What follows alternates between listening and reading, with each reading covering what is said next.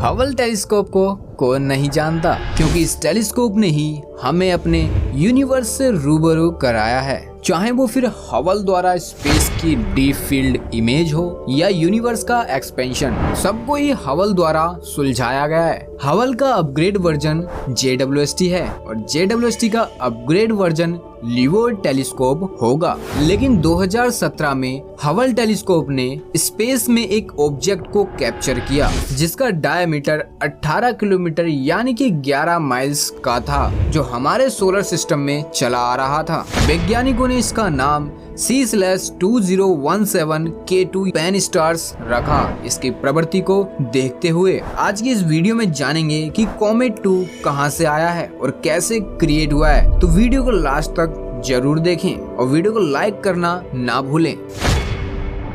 Comet K2 14 जुलाई 2022 को हमारी पृथ्वी के सबसे करीबी से गुजरा था, जो कि हमारी धरती से 270 मिलियन किलोमीटर या कहीं 168 मिलियन माइल्स की डिस्टेंस से गुजरा था, जिसके बारे में हमारे पास अभी इसकी लिमिटेड इन्फॉर्मेशन ही मौजूद है। अब इसकी इन्फॉर्मेशन मिलने के बाद हम काफी एक्साइटेड भी हुए और हमारे दिमाग में कुछ ऐसे क्वेश्चंस आने लगे, जैसे क्या हम इसको अपनी आंखों से भी देख सकते हैं? अगर ऐसा है तो इसको देखने का बेस्ट टाइम क्या होगा, आइए जानते हैं। C/2017K2 पैन स्टार एक ओल्ड क्लाउड कॉमेट यानी धूमकेतु है, जिसको पहली बार 2017 में हबल टेलीस्कोप द्वारा सैटर्न और नेपच्यून के ऑर्बिट से कुछ दूरी पर देखा गया था, जिस समय यह हमारे सूर्य से लगभग 2.4 बिलियन किलोमीटर या कहीं 1.49 बिलियन माइल्स की दूरी पर था। अगर हम पृथ्वी और सूर्य की बीच की दूरी का कंपैरिजन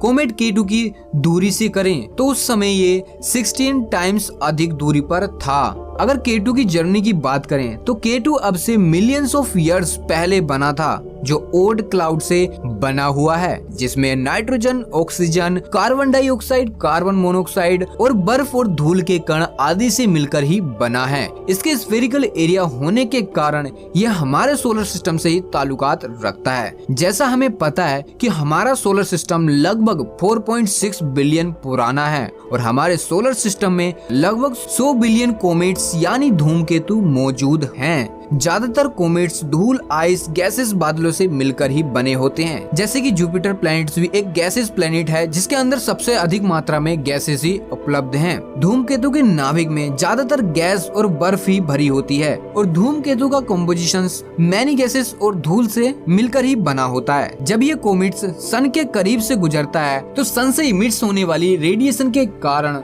ये बार्म होकर गैसियस सोलेनाइड्स एंड सब्लिमिटी और ट्रांसफॉर्मर एट गैसेस और इस प्रकार एक कोमा क्रिएट होता है। और इस समय कॉमेट्स K2 की लेंथ लगभग 5 लाख माइल्स होती है, जो कि बेहद ही ज्यादा है। जब ये कोमा क्रिएट होता है तो इसको हम पृथ्वी से आसानी से देख सकते हैं। कॉमेट K2 एक बहुत ही सक्रिय धूमकेतु है। ये कॉमेट काफी मात्रा में डस्ट और गैसेस जैसे nitrogen, oxygen, carbon dioxide, carbon monoxide युक्त सतह से बर्फ का मिश्रण ऊपर की ओर उठाने लगता है, जिससे इसमें डस्ट और गैसेस का इमिट्स होना शुरू हो जाता है। लेकिन ये होता जब ही है जब ये सूर्य के काफी नजदीक होता है, तब ये अधिक मात्रा में गैसेस और डस्ट को छोड़ता है। लेकिन जब ये सूर्य के पास से गुजरता है तो इसको टर्न करना बिल्कुल ही मुश्किल हो जाता है। एस्ट्रोनॉमर्स ने कॉमेट K2 को देखकर इसकी चौड़ाई का अनुमान लगभग 10 से लेकर 80 किलोमीटर तक के बीच में बताया, लेकिन हबल टेलीस्कोप के अनुसार इसकी चौड़ाई लगभग 12 माइल्स की है, जो धरती पर 2 माउंट एवरेस्ट की चौड़ाई के बराबर है। और 14 जुलाई को ही कॉमेट K2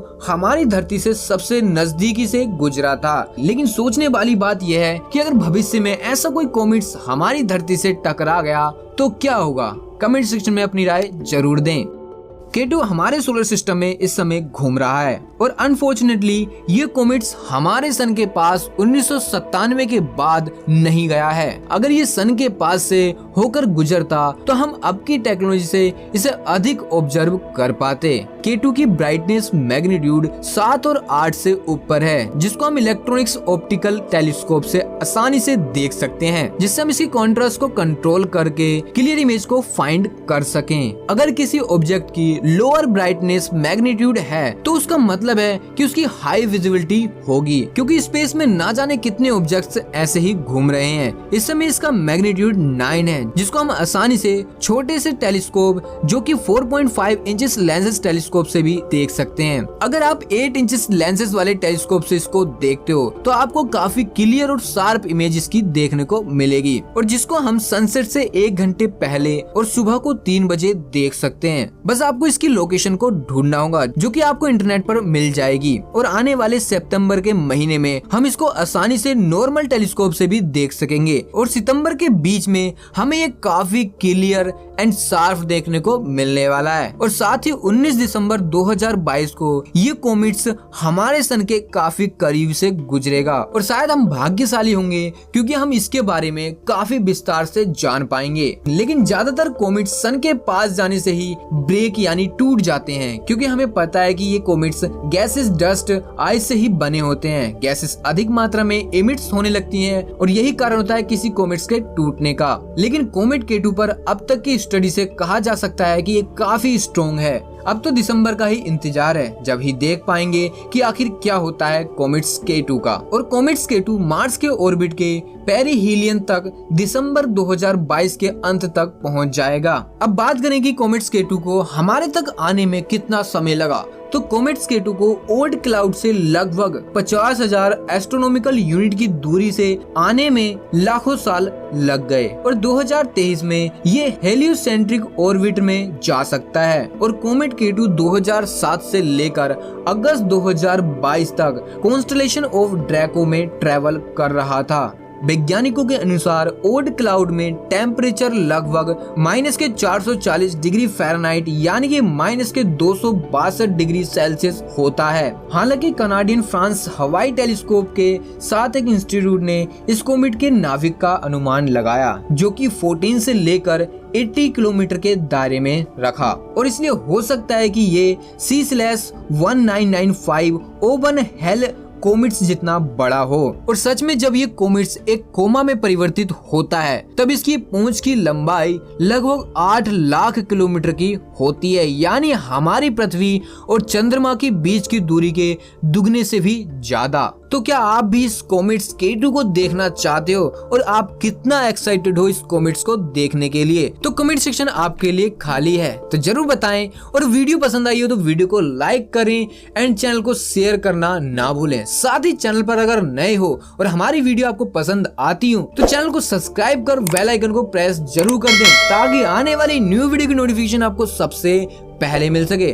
तो चलिए मिलते हैं न्यू वीडियो में न्यू टॉपिक के साथ। तो जब तक के लिए be alert, be happy, be curious.